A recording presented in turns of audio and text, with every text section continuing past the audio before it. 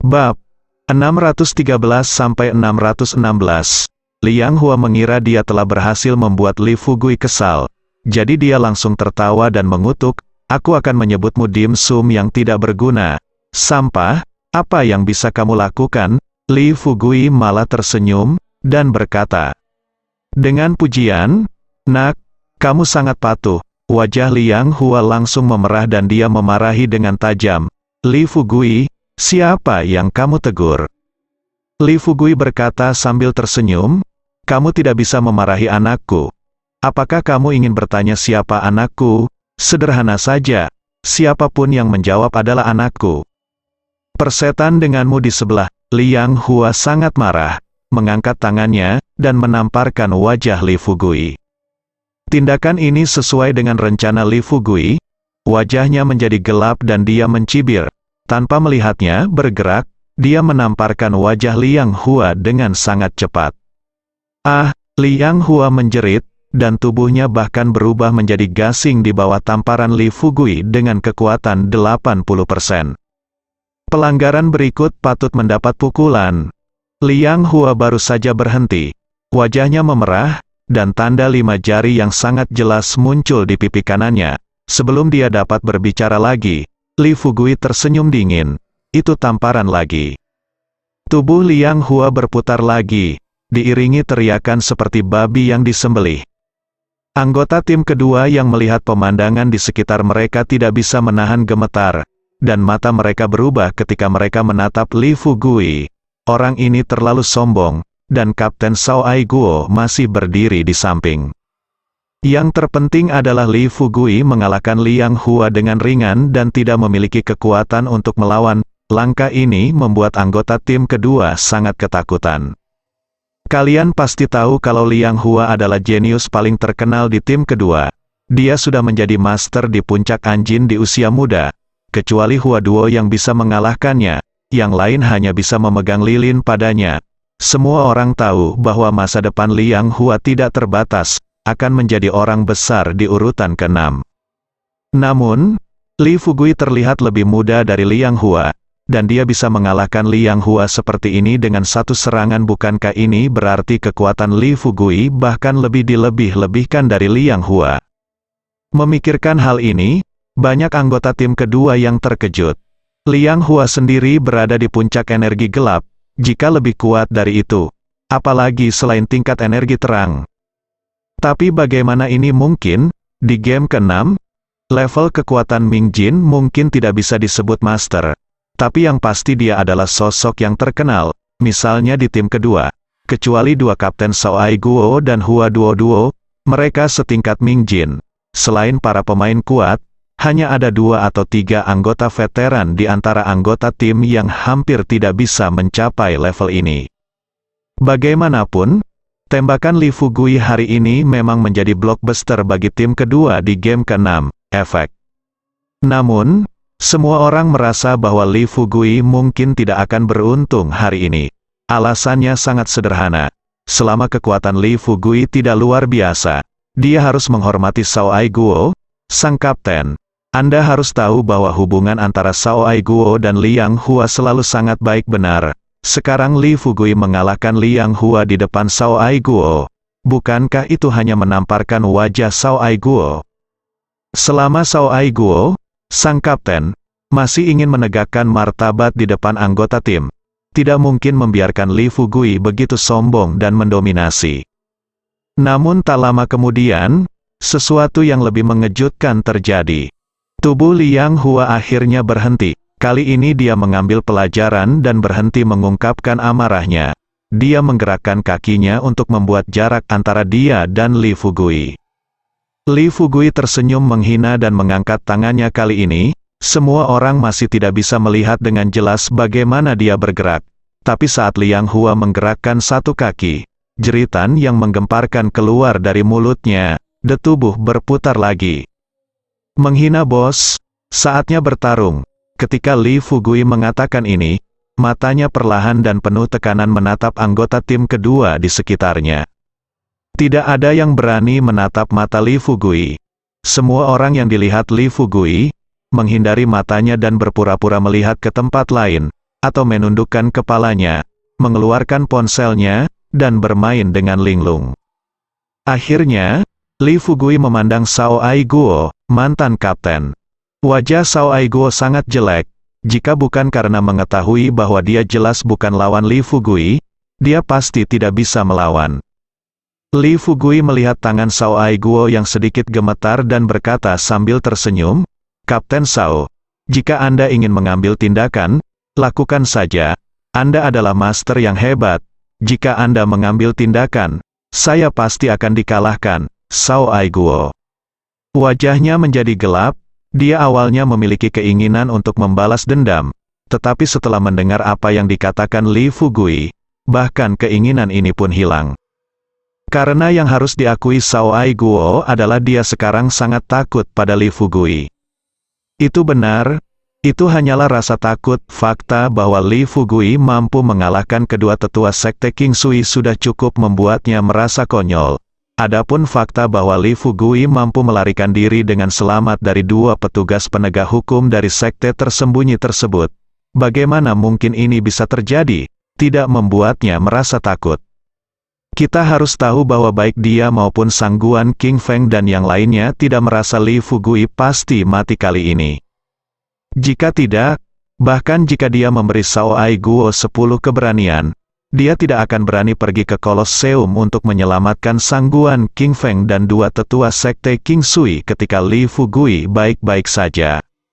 Sekarang Sao Aiguo tidak merasakan apa-apa selain penyesalan. Jika dia diberi kesempatan lagi, bahkan jika dia terbunuh, dia tidak akan berani menyinggung Li Fugui lagi. Tapi sudah terlambat untuk mengatakan apapun sekarang. Selain itu, Li Fugui sangat tidak menghormatinya. Jika dia tidak mengatakan apa-apa, apakah dia akan dianggap mati? Memikirkan hal ini, Sao Aiguo berkata perlahan, "Apapun yang terjadi, meskipun Liang Hua melakukan sesuatu yang salah, Anda tidak dapat menghukum mati dia. Kami memiliki aturan kami sendiri di ronde ke-6. Tim Sao, apa yang bisa saya lakukan?" "Salah itu semua salah orang ini, dia berani memukulku. Kapten Sao, suruh dia dibunuh. Bahkan jika atasan bertanya padamu, kamu bisa mendapat penjelasannya." Liang Hua mengertakkan gigi dan menatap Li Fugui dengan tatapan mata yang sangat marah. Selain amarah, ia juga merasakan penghinaan yang tak terhingga di dalam hatinya.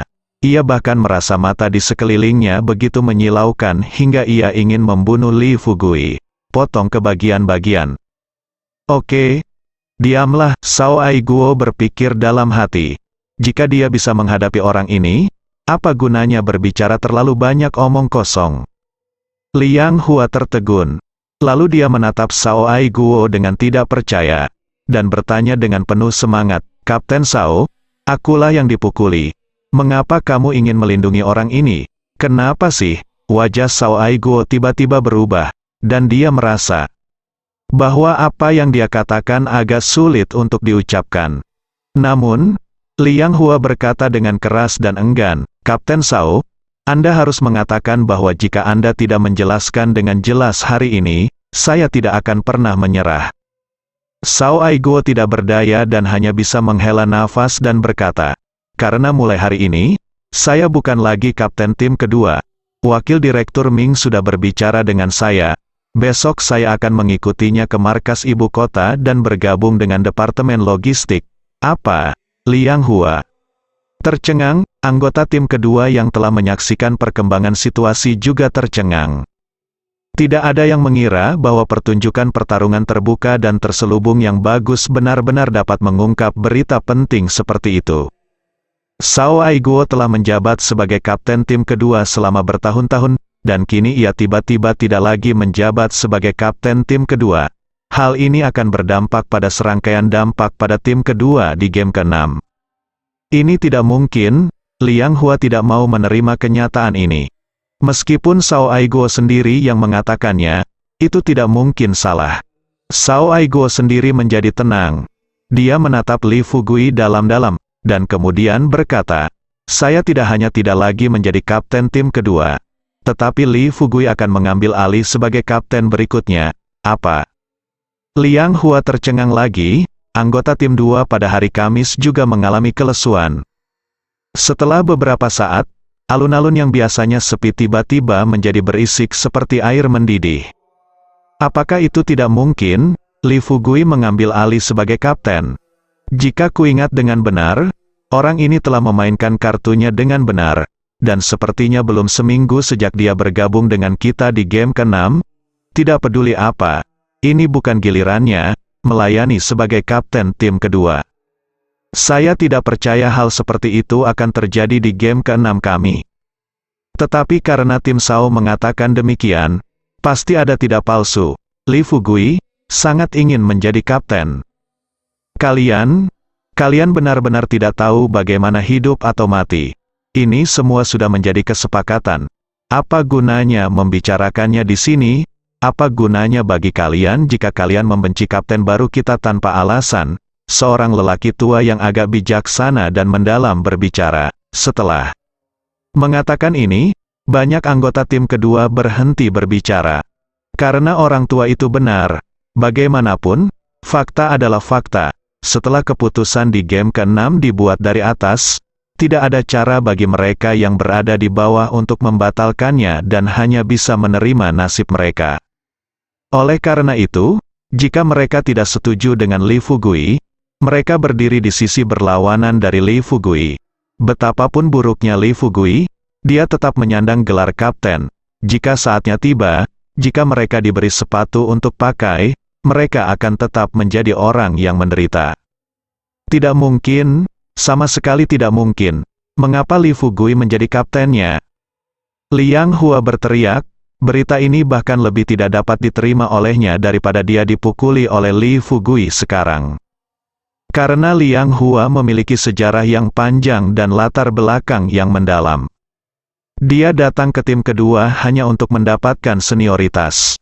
Setelah Sao Aiguo dipromosikan dan dipindahkan, Hua Duo akan dipromosikan menjadi kapten, dan wajar baginya untuk menjadi wakil kapten. Namun kini semuanya terganggu. Li Fugui meroket menjadi kapten tim kedua dalam beberapa hari setelah ia mengikuti game ke-6, wakil kapten, selir Kikuai. Liang Hua menatap Li Fugui, menggeram dan berkata, "Mengapa kamu harus menjadi kapten? Kualifikasi apa yang kamu miliki? Dan kelebihan apa yang kamu miliki untuk menjadi kapten? Siapa kamu? Saya orang pertama yang keberatan denganmu." Hehe, Li Fugui tersenyum, dan menatap Liang Hua tanpa amarah. Tapi tatapannya menjadi merendahkan, dan Li Fugui berkata perlahan, "Sebenarnya, kamu benar, menurutku juga begitu ya." Sao mata Aiguo bergerak, dia hanya tahu bahwa Li Fugui akan menggantikannya sebagai kapten tim kedua. Tapi dia tidak tahu apa yang terjadi selanjutnya. Jadi sekarang dia mendengar kata-kata Li Fugui, dia menebak sesuatu akan terjadi kemudian. Seperti yang diharapkan, Li Fugui berkata sambil tersenyum. Jadi saya memberikan posisi kapten kepada Kapten Hua. Saya pikir hanya Kapten Hua yang memenuhi syarat untuk posisi ini. Hah, Sao Aiguo tertegun, dia tersentak dan menatap Li Fugui. Hampir bertanya-tanya apakah dia salah dengar. Li Fugui sebenarnya menyerahkan posisinya sebagai kapten kepada Hua Duo. Bahkan jika memang ada sesuatu antara Li Fugui dan Hua Duo, dia tidak akan begitu murah hati, bukan? Liang Hua sangat marah hingga dia hampir muntah darah. Dia menatap Li Fugui dengan wajah galak dan mengutuk, kamu berani berbohong padaku."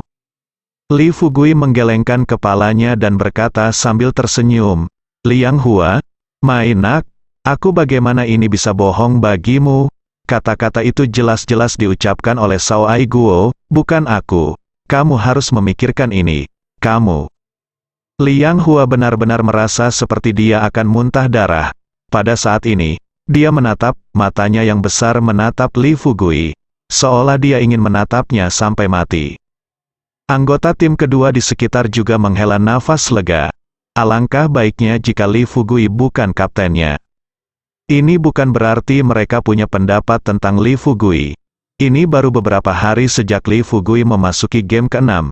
Bahkan semua orang saya tidak mengenal beberapa dari mereka. Tetapi jika mereka menjadi kapten dalam satu langkah, saya khawatir tidak ada yang bisa menyeimbangkan hati mereka. Tepat ketika banyak orang memandang Li Fugui dan mata mereka menjadi santai, menghina, dan bahkan menyindir lagi, Li Fugui tersenyum dan berkata dengan santai, "Ngomong-ngomong, Hua Dui mengambil alih sebagai kapten, jadi saya dengan enggan melakukannya. Saya seorang wakil kapten, awalnya, saya tidak ingin menjadi wakil kapten ini. Tetapi wakil direktur Ming berkata bahwa saya memiliki tulang yang luar biasa dan bakat yang luar biasa. Saya harus menjadi wakil kapten, jadi saya harus menerimanya." Diam. Mata Liang Hua menjadi gelap, dia meraung marah, memuntahkan seteguk darah, dan akhirnya pingsan. Apakah ini menghentikan orang untuk hidup? Nafas Sao Ai Guo juga menjadi cepat, dan ada 10.000 kuda rumput dan lumpur yang melesat di dalam hatinya. Bisakah kamu menyelesaikan pembicaraan dalam sekali jalan? Bisakah Anda mempertimbangkan kapasitas mental setiap orang? Adapun kata-kata sombong Li Fugui, tentu saja tidak ada yang menganggapnya serius. Mereka semua mengira itu hanya bualan Li Fugui. Namun, dalam hati Sao Ai Guo, dia sebenarnya mengagumi Li Fugui. Orang ini hanyalah monster. Dia terpaksa memasuki game ke-6. Dia awalnya berada dalam posisi di mana dia berada di bawah belas kasihan orang lain. Siapa yang tahu itu hanya sedikit hari telah berlalu, melakukan serangan balik dalam satu gerakan. Beberapa hari yang lalu, siapa yang berani mempercayai hal seperti itu? "Oh, Liang Hua, anakku, kenapa kamu pingsan? Kemarilah, cepat, seret orang ini untuk menyelamatkan. Jangan biarkan dia mati secara tidak sengaja. Itu tidak akan menyenangkan." Li Fugui berpura-pura setelah berteriak. Beberapa kali, anggota tim kedua datang dan membawa Liang Hua pergi. Anggota lain ingin pergi tetapi tidak berani pergi sama sekali. Mereka semua memandang Li Fugui dengan mata yang rumit. Namun dengan rumor sebelumnya bahwa Li Fugui akan menjadi kapten, dan kini Li Fugui telah menjadi wakil kapten, tidak banyak orang yang menentang keras. Tentu saja, meskipun tidak ada seorang pun yang sangat menolak pendekatan universal, ada banyak orang yang merasa iri, cemburu, dan penuh kebencian di dalam hatinya. Li Fugui secara alami menyadari hal ini, tetapi dia tidak peduli. Karena dia memiliki keterampilan yang unik, dia percaya bahwa tidak lama lagi, anggota tim kedua ini hanya akan berterima kasih padanya dan menangis dan memanggilnya ayah. "Ngomong-ngomong, Kapten Sao, aku belum mengucapkan selamat atas promosimu." Setelah Li Fugui selesai berurusan dengan udang kecil Liang Hua, dia memutar tombaknya dan membidik sasaran sebenarnya, Sao Ai Guo. Hati Sao Ai Guo tiba-tiba berubah, dan dia mengerutkan kening dan berkata, "Promosi yang tinggi, dibandingkan dengan Kapten Li, orang seperti saya yang memiliki separuh kakinya di Loos harus pensiun. Kapten Sao, itu pernyataan yang buruk." "Saya pikir Kapten Sao, Anda sangat bangga pada diri sendiri. Saya kira tidak akan lama lagi Anda akan menjadi orang sukses," kata Li Fugui sambil tersenyum. Entah kenapa, ketika Sao Ai Guo mendengar ini, dia merasa sedikit ketakutan, seolah-olah bencana akan segera terjadi tidak lama lagi. Mau tak mau dia merasakan keinginan untuk secara aktif mencari perdamaian.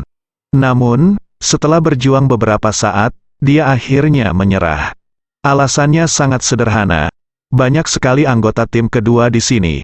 Jika dia menundukkan kepala dan langsung mengakui kesalahannya kepada Li Fugui, itu akan menjadi lelucon di masa depan. Bagaimana dia bisa main-main di tim ke-6 permainan? Jadi pada akhirnya, Sao Ai Guo hanya berkata dengan dingin, "Kalau begitu aku akan meminjamkanmu kata-kata yang baik." Li Fugui tertawa, mengulurkan tangannya, dan menepuk bahu Sao Ai Guo tanpa penolakan. Kemudian dia berhenti berbicara dan berbalik menghadap wajahnya sendiri. Kendaraan berangkat. Sao Ai Guo merasakan perasaan tidak nyaman di hatinya. Dia ingin menghindari tamparan itu. Tetapi tangan Li Fugui sepertinya terkunci padanya, membuatnya tidak mungkin untuk menghindarinya. Dia hanya bisa menahan tamparan itu. Satu tembakan. Sambil melihat Li Fugui menyalakan mobil dan keluar dari alun-alun, Xiao Aiguo masih mengingat detail tembakan Li Fugui barusan di benaknya. Setelah memikirkannya, dia merasa pasti terlalu khawatir. Tidak peduli seberapa kuat Li Fugui, jika dia ingin membunuhnya tanpa meninggalkan jejak menggunakan cara sekecil itu sama sekali tidak mungkin. Apa yang Xiao Aiguo tidak pernah duga saat ini adalah bahwa dalam beberapa hari, dia akan merasakan penyesalan yang tak ada habisnya atas keputusan dan pemikirannya hari ini. Li Fugui menjauhi rahasia tim kedua di game ke-6. Bes melihat Li Fugui kembali dengan selamat, Tuan Yu dan Tuan Wei menghilangkan banyak kekhawatiran. Namun, Wang Hao berkata dengan penuh semangat, takut dunia tidak akan berada dalam kekacauan. Tuan, apakah Anda membunuh wanita jalang itu Xiao Aiguo? Li Fugui melotot, dia melihat dan berkata, Xiao Aiguo adalah pemain hebat di game ke-6. Siapa tuanmu? Dia hanya seekor udang kecil. Apa menurutmu aku bisa membunuhnya? Wang Hao tersenyum dan berkata tidak yakin. Tuan, Anda di sini lagi. Anda bercanda. Tuan Ming Jing dan yang lainnya saling memandang. Dan mereka semua merasa bahwa keadaan Li Fugui saat ini tampak sedikit tidak normal. Li Fugui tersenyum dan berkata, Lu Qing, Wang Hao, cepatlah berlatih. Yang lain ikuti saya. Wang Hao dan Lu Qing sangat ingin tahu tentang apa yang akan dikatakan Li Fugui nanti. Melihat Li Fugui hendak melakukannya, kirim mereka ke didorong menjauh. Keduanya tidak punya pilihan selain kembali ke kamar. Fugui, apa yang terjadi dengan Xiao Aiguo? Tuan Yu bertanya dengan cepat begitu dia melihat keduanya pergi. Li Fugui tersenyum tipis dan berkata, jangan khawatir, dia masih hidup. Itu bagus. Tuan Yu dan Tuan Wei sama-sama menghela nafas lega. Yang paling mereka khawatirkan adalah mendengar tentang Xiao dari mulut Li Fugui berita bahwa patriotisme sudah mati. Tanpa diduga, Li Fugui segera menatap mereka lagi dan berkata-kata demi kata. Tetapi meskipun dia masih hidup sekarang, dia tidak akan hidup beberapa hari lagi. Tuan Yu dan Tuan Wei terkejut. Mereka saling berpandangan dan bertanya, Fugui, apa maksudmu dengan ini? Li Fugui tersenyum dan tidak menjawab pertanyaan itu. Tuan Ming Jing memikirkan sesuatu, dia mengubah topik dan berkata, bagaimanapun, masalah ini akhirnya berakhir. Kami mendapat banyak manfaat. Masa depan masih panjang. Kami akan membicarakan masa depan, Tuan Yu. Keduanya Tuan Wei dan Tuan Wei merasa suasananya agak canggung. Dan mereka berdua menyadari bahwa Li Fugui saat ini benar-benar berbeda dari Li Fugui sebelumnya. Tak satu pun dari mereka dapat mengatakan apa perubahan spesifiknya. Tetapi satu hal yang pasti bahwa Li Fugui sekarang tidak diragukan lagi memiliki temperamen orang yang superior. Li Fugui menyipitkan matanya dan berkata dengan santai, selain itu, sekarang Xiao Aiguo telah dipindahkan ke tim logistik markas besar. Hua Duo telah dipromosikan menjadi kapten, dan saya adalah wakil kapten. Fugui, ini hal yang hebat, berita bagus. Tuan Yu dan Tuan Wei tiba-tiba menjadi bersemangat saat mendengar ini. Bahkan Tuan Ming Jing menunjukkan sedikit kelegaan di wajahnya. Li Fugui melambaikan tangannya dan berkata tanpa senyum di wajahnya, meskipun saya telah mengambil posisi wakil kapten, saya memiliki dua hal sulit saat ini. Saya membutuhkan semua orang untuk membantu saya. Tuan Ming Jing mengelus jenggotnya dan berkata sambil tersenyum. Fugui, kita sudah menjadi satu keluarga. Kita bisa membicarakan apa saja, dan kita bisa berdiskusi dan menyelesaikannya bersama. Baik Tuan Yu dan Tuan Wei mengangguk setuju. Li Fugui tersenyum dan berkata, hal pertama adalah mulai sekarang. Harga game ke-6 adalah 40.000 yuan sebagai ganti cairan spiritual yang dibutuhkan selama setahun. Kualitas cairan spiritual ini harus bawaan. Sulit sama sekali. Tetapi setelah menerima pesanan sebesar itu, saya khawatir akan sedikit sulit untuk menyelesaikan rencana sebelumnya untuk perusahaan obat mujarab tepat waktu. Tuan Ming Jing, Tuan Yu, dan Tuan Wei semuanya telah melihat metode Li Fugui dalam mengubah pembusukan menjadi sihir sebelumnya, dan mereka tahu bahwa hal semacam ini sungguh aneh dan tidak mungkin dilakukan oleh alkemis lain. Namun bagi Li Fugui, hal itu tidak sulit. Tentu saja, ini tidak sepenuhnya sulit. Tuan Yu segera berkata, jadi perusahaan konferensi ramuan kita juga harus mulai mengambil tindakan. Sekarang perusahaan kita sebenarnya tidak memiliki alkemis yang layak selain kekayaan dan kehormatan. Akan segera merekrut lebih banyak alkemis. Orang tua itu tersenyum tajam dan berkata, semua orang tahu bahwa konferensi ramuan memiliki alkemis paling banyak. Jika kita ingin merekrut alkemis, cara terbaik adalah dengan merampas tembok. Pasir hisap, yang selama ini diam, tiba-tiba mendengus dingin, berkata, apa yang kamu menurutku cukup indah, tapi akankah para eksekutif tingkat tinggi dari konferensi obat mujarab setuju? Mengapa apoteker konferensi eliksir mengubah penampilan mereka dan bergaul dengan Anda? Mendengar pertanyaan ini, Tuan Mingjing, Tuan Wei, dan Tuan Yu semua memandang Li Fugui. Sejak berdirinya perusahaan konferensi eliksir, Li Fugui telah mengusulkan dan menyempurnakan hampir semua strategi, dan mereka telah mengembangkan semacam kepercayaan buta pada Li Fugui dalam hal ini. Li Fugui tidak berbicara dengan tergesa-gesa, tetapi tersenyum tipis, dan menatap Liu Xia dengan makna yang dalam di matanya. Jangan berpikir bahwa kata-kata Liu Xia tidak menyenangkan, tetapi sejak dia berbicara, itu berarti dia sebenarnya sudah mulai setuju dengan Li Fugui naik.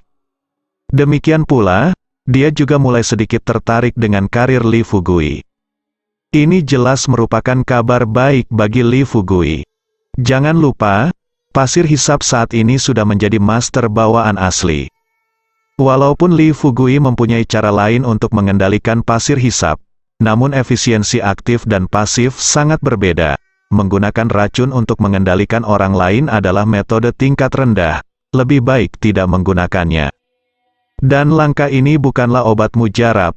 Melihat mata Li Fugui, Liu Xia merasa sedikit gugup, namun wajahnya masih dingin dan cantik. Memegangi suang feng montok dengan kedua tangannya, dia menatap Li Fugui dengan provokatif. Senyuman Li Fugui semakin dalam, dan dia berkata, sederhana sekali. Mereka tidak punya pilihan. Jika mereka ingin mencari nafkah, mereka harus bergabung dengan perusahaan konferensi ramuan kami. Untuk mengatakan bahwa itu sudah mendarah daging di antara para alkemis, mereka bahkan lebih banyak bicara dan mengendalikan semua aspek. Jika Anda memiliki kemampuan untuk memaksa konferensi ramuan agar bangkrut, Anda bahkan mungkin dianggap sebagai sekte tersembunyi. Saya akan pergi untuk menundukkan kepalaku untuk memintamu. Nada bicara Liu Xia kasar, seolah-olah dia sedang mengalami masalah dengan Li Fugui. Tuan Yu dan Tuan Wei memiliki ekspresi halus di wajah mereka, tetapi mata mereka menjadi agak ambigu. Karena Li Fugui senang melihat perilaku Liu Xia saat ini, dia tentu saja tidak akan terlalu memperhatikannya. Dengan kilatan matanya, dia melanjutkan, konferensi ramuan yang sebenarnya akan segera dimulai, dan ini adalah kesempatan bagus. Saya pikir konferensi ramuan kita tindakan pertama perusahaan harus dilakukan pada pertemuan ini.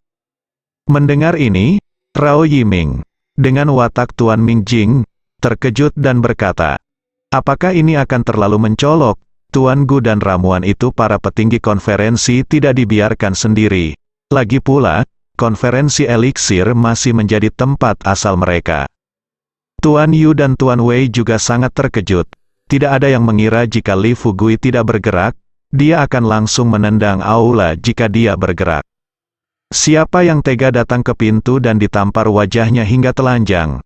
Saya khawatir orang-orang tua di konferensi pengobatan spiritual, mulai dari Presiden Gu hingga tingkat berikutnya, harus mempertaruhkan nyawa untuk bertarung dengan mereka. Li Fugui tersenyum ringan, dan berkata dengan acuh tak acuh, menjadi orang terkenal tidak menakutkan, tapi buruk karena tidak ada modal besar. Baiklah, saya sudah memutuskan masalah ini, dan tidak perlu membahasnya. Apakah itu berhasil atau gagal, baik atau buruk, semua orang akan menunggu dan melihat. itu saja. Tuan Yu dan Tuan Wei tiba-tiba berhenti berbicara.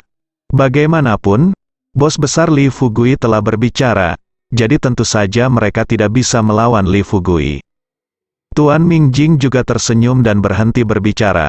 Li Fugui menarik napas dalam-dalam, dan tiba-tiba berkata, "Hal pertama baik-baik saja.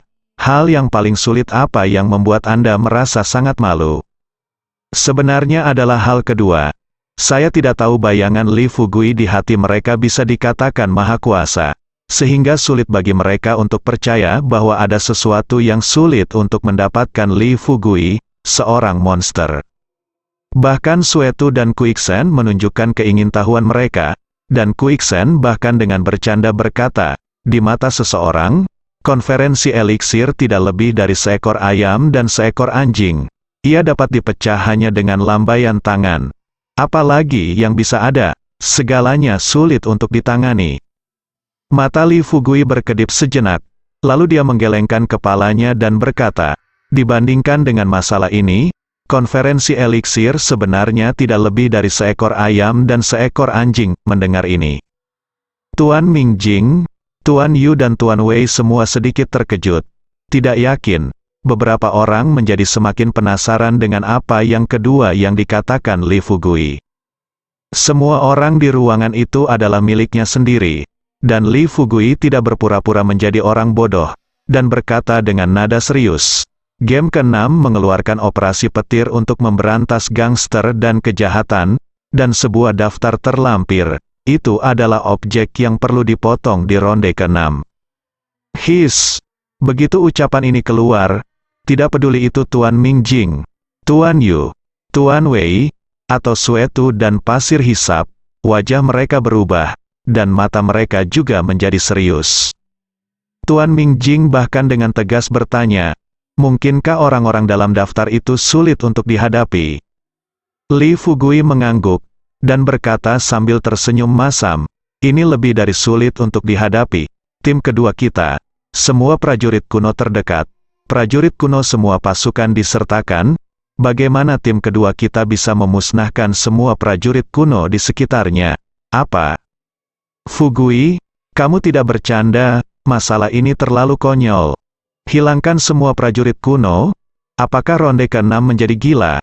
Tuan Mingjing, Yu dan Wei sama-sama memandang Li Fugui dengan kaget, suara mereka penuh rasa tidak percaya. "Lagi pula, selama Anda adalah orang normal, selama Anda tidak gila, sangatlah mustahil untuk mengeluarkan tugas mustahil seperti itu. Kalian pasti tahu kalau para pendekar zaman dahulu memang takut dengan ronde ke-6. Memang benar, tapi semut masih bisa bertahan apalagi manusia."